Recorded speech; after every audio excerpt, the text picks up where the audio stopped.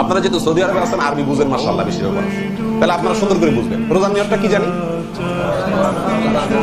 নাওয়াইতু আন আসুমা গাদান, বাস আর লাগবে না, আমার একটু হইলে হবে।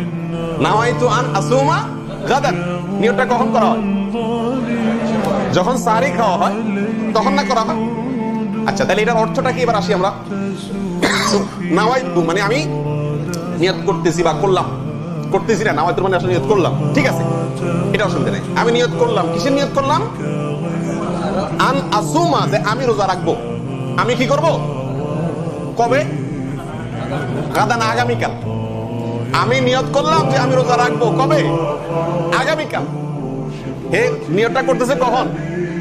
সেহরি খাওয়ার সময়। আজকে ভোর রাত্রে সকালে নিয়ত করছে, আজকে সকালে নিয়ত করছে যে সে সিয়াম রাখবে, রোজা রাখবে কবে? আগামীকালকে। গাদান মানে কি? গাদান মানে আগামীকালটা আপনারা জানেন? না জানলে যে কেউ জান নিতে পারেন। গাদান শব্দের অর্থ কি? আগামীকাল। হায় হায়, তো যদি নিয়ত ছাড়া, এই মুখের নামাইতু আন ছাড়া রোজা হয় না, যারা এটা মনে করে তাদের সারা জিন্দেগির রোজা তো হয়ই নেই, কারণ সে আজকে রোজার নিয়তই করে না, নিয়ত করছে কবে? আগামীকালকে। কথা কি বুঝতে পারছেন? কত হাস্যকর বিষয়টা চিন্তা করেন।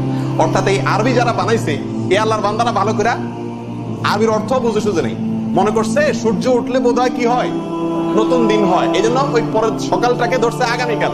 অথচ ইসলামী দৃষ্টিতে দিন শুরু হয় কখন? সূর্য ডুবে গেলে মাগরিবের থেকেই দিন শুরু। তা আপনি ভোর রাত্রে নিয়ত করতেছেন আগামীকাল রোজার নিয়ত করলাম, অথচ রাখতেছেন আজকে। তাহলে শেষ দিন, রমজানের শেষ দিন যখন এই দোয়া এই নিয়ত করবেন নাওয়াইতু আন আসুমা গাদান, তখন তার অর্থ হবে কি? আমি ঈদের দিনে রোজার নিয়ত করলাম। কি বলেন, সওয়াব হবে না গুনাহ হবে? ঈদের দিন রোজা রাখলে সওয়াব হবে না গুনাহ হবে? তাহলে মুখে এই যে নিয়ত, এটা আসলে কোরআন এবং সুন্নাহয় বর্ণিত নয়। এটি কেউ বা কারা কোনো কালে মোল্লা, মুন্সি, মৌলভী সাহেবরা বানাইছেন, আর ছিল না আলেম ওলামারা, হেরাই যা মনে চাইছে বানাই দিছে, পাবলিক খাইছে। কিন্তু এখন আমরা গবেষণা করে দেখি এগুলো সব কি ভুল, আমরা সেগুলোকে পরিত্যাগ করব। ঠিক আছে ভাই?